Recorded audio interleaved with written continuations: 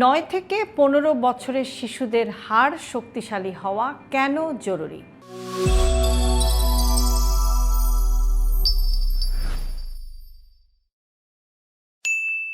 আপনি কি জানেন একজন শিশুর জীবনের সবচেয়ে গুরুত্বপূর্ণ হাড় গঠনের সময়গুলোর একটি হলো 9 থেকে 15 বছর বয়স। এই সময় হাড় শুধু লম্বা হয় না, বরং দ্রুত ঘন এবং শক্তিশালীও হয়। কিন্তু যদি এই গুরুত্বপূর্ণ সময়ে শিশু পর্যাপ্ত ক্যালসিয়াম, ভিটামিন ডি এবং শারীরিক কার্যকলাপ বা অ্যাক্টিভিটি না পায়, তাহলে তার প্রভাব শুধু শৈশবেই নয়, ভবিষ্যৎ জীবনেও দেখা দিতে পারে। দুর্বল হাড়, বারবার ফ্র্যাকচার বা হাড় ভেঙে যাওয়া, এমনকি প্রাপ্তবয়স্ক জীবনে অস্টিওপোরোসিস বা হাড় ক্ষয়ের ঝুঁকিও বেড়ে যেতে পারে। তাহলে কিভাবে এই বয়সে শিশুদের হাড়কে মজবুত রাখা যায়? আজকের ভিডিওতে আমরা একটু জানার চেষ্টা করব যে 9 থেকে 15 বছর বয়সের শিশুদের হাড়ের দ্রুত বৃদ্ধি, ক্যালসিয়াম এবং ভিটামিন ডি এর গুরুত্ব, শারীরিক কার্যকলাপের ভূমিকা এবং বাবা মায়ের করণীয় সম্পর্কে। আমাদের শরীরের হাড় একটি জীবন্ত টিস্যু। এটি সবসময় পুরনো কোষ ভেঙে নতুন কোষ তৈরি করে। শিশু এবং কিশোর বয়সে এই প্রক্রিয়া সবচাইতে দ্রুত ঘটে। বিশেষ করে 9 থেকে 15 বছর বয়সে শিশুদের খুব দ্রুত বৃদ্ধিটা শুরু হয়। এই সময় শিশুদের উচ্চতা বাড়ে, শরীরের গঠন পরিবর্তিত হয় এবং হাড়ের ভর দ্রুত বৃদ্ধি পায়। তাই এই সময়ে সঠিক পুষ্টি এবং স্বাস্থ্যকর জীবনযাপন অত্যন্ত গুরুত্বপূর্ণ। কেন 9 থেকে 15 বছর বয়স এত গুরুত্বপূর্ণ? বিজ্ঞানীরা মনে করেন যে একজন মানুষের জীবদ্দশায় যে পরিমাণ হাড়ের ভর তৈরি হয়, তার একটি বড় অংশ কিশোর বয়সেই গড়ে ওঠে। অর্থাৎ এই সময়ে যত ভালো হাড় তৈরি হবে, ভবিষ্যতে তত বেশি সুরক্ষা পাওয়া যাবে। একে অনেকটা হাড়ের সঞ্চয়ও বলা যেতে পারে। শৈশব এবং কৈশোরে যত বেশি হাড়ের ঘনত্ব তৈরি হবে, বয়স বাড়ার পর হাড় ক্ষয় হলেও সমস্যা তুলনামূলকভাবে কম হবে। ক্যালসিয়াম কেন এত গুরুত্বপূর্ণ? ক্যালসিয়াম হলো হাড় এবং দাঁতের প্রধান নির্মাণ উপাদান। শরীরের প্রায় 99% ক্যালসিয়াম হাড় এবং দাঁতে জমা থাকে।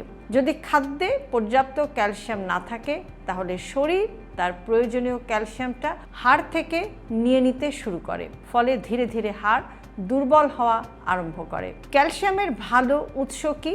দুধ, টক দই, পনির, ছোট মাছ, তিল, শাকসবজি, ডাল, কিছু বাদাম, এগুলো থেকে ক্যালসিয়াম পাওয়া যেতে পারে। প্রতিদিনের খাদ্য তালিকায় এসব খাবার সামান্য হলেও রাখা খুবই জরুরি। ভিটামিন ডি এর গুরুত্ব।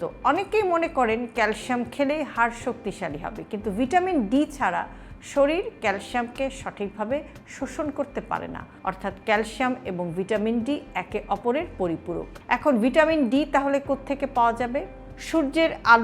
সূর্যের আলো থেকে সরাসরি ভিটামিন ডি পাওয়া যায় না। ভিটামিন ডি পাওয়া যায় সূর্যের আলো যদি ত্বকের কন্ট্যাক্টে আসে বা ত্বক যদি সানলাইটের এক্সপোজারে আসে, তখন ত্বকের মধ্যে সূর্যের আলোটা এসে ত্বকে ভিটামিন ডি তৈরি হয়। এছাড়াও চর্বিযুক্ত মাছ, ডিমের কুসুম, ভিটামিন ডি সমৃদ্ধ খাবার, এগুলো থেকেও আপনি কিছু পরিমাণে ভিটামিন ডি পেয়ে যেতে পারেন। আজকাল অনেক শিশু ঘরের ভেতরে বেশি সময় কাটায়, মোবাইল বা কম্পিউটারে বিজি থাকে, ফলে সূর্যের আলোর সংস্পর্শ কম হওয়ায় তাদের শরীরে ভিটামিন ডি এর ঘাটতি দেখা দিতে পারে।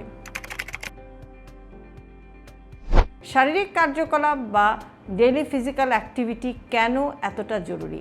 হাড় শুধু খাবারের মাধ্যমে শক্তিশালী হয় না, নিয়মিত ফিজিক্যাল অ্যাক্টিভিটি বা শারীরিক কার্যকলাপও কিন্তু হাড়কে শক্তিশালী করে। যখন শিশুরা দৌড়ায়, লাফায়, খেলাধুলা করে বা ব্যায়াম করে, তখন হাড়ের উপর স্বাস্থ্যকর চাপ সৃষ্টি হয়। এই চাপ হাড়কে আরও শক্তিশালী হতে উৎসাহিত করে। কিছু বেনিফিশিয়ারি অ্যাক্টিভিটিস যেমন ফুটবল খেলা, ব্যাডমিন্টন খেলা, দৌড়ানো, সাইকেল চালানো, বাস্কেটবল খেলা, ডান্সিং করা, অনেক বাচ্চা নাচ করতে পছন্দ করে। বিশেষজ্ঞরা শিশুদের প্রতিদিন অন্তত 60 মিনিট বা 1 ঘন্টা শারীরিকভাবে সক্রিয় থাকার পরামর্শ দিয়ে থাকেন বা ফিজিক্যালি অ্যাক্টিভ থাকার পরামর্শ দিয়ে থাকেন। আধুনিক জীবনধারা কি হাড়ের জন্য ঝুঁকি তৈরি করছে? বর্তমানে অনেক শিশু দীর্ঘ সময় মোবাইল, ট্যাব বা কম্পিউটারের সামনে বসে কাটায়। এর ফলে শারীরিক কার্যকলাপ বা ফিজিক্যাল অ্যাক্টিভিটি অনেক কমে যায়, বাইরে খেলাধুলাও কম হয়, সূর্যের আলো কম পাওয়া যায়, ওজন বৃদ্ধি পেতে শুরু করে, আর এসব কারণে হাড়ের স্বাভাবিক বিকাশ ব্যাহত হতে পারে।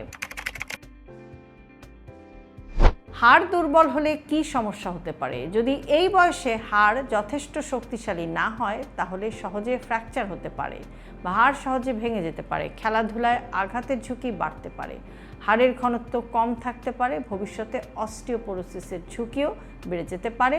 হাড় এবং জয়েন্টের বিভিন্ন সমস্যা দেখা দিতে পারে। তাই হাড়ের যত্ন শুধু বর্তমানের জন্য নয়, ভবিষ্যতের জন্যও এক ধরনের বিনিয়োগ বলা যেতে পারে।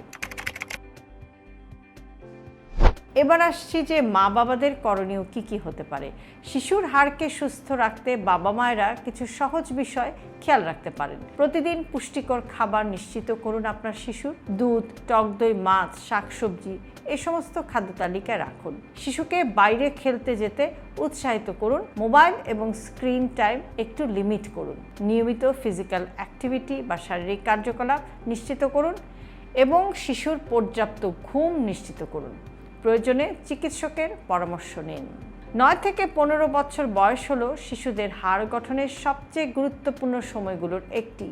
এই সময় পর্যাপ্ত ক্যালসিয়াম, ভিটামিন ডি, সুষম খাবার এবং নিয়মিত শারীরিক কার্যকলাপ ভবিষ্যতের জন্য শক্তিশালী হাড়ের ভিত্তি তৈরি করে। আজকের ছোট ছোট ভালো অভ্যাসই আপনার সন্তানের আগামী দিনের সুস্থ এবং শক্তিশালী জীবনের ভিত্তি হতে পারে। আপনার সন্তানের প্রতিদিনের খাদ্য তালিকায় ক্যালসিয়াম সমৃদ্ধ কোন খাবারটি নিয়মিত থাকে কমেন্টে জানান। আর ভিডিওটি ভালো লাগলে শেয়ার করুন।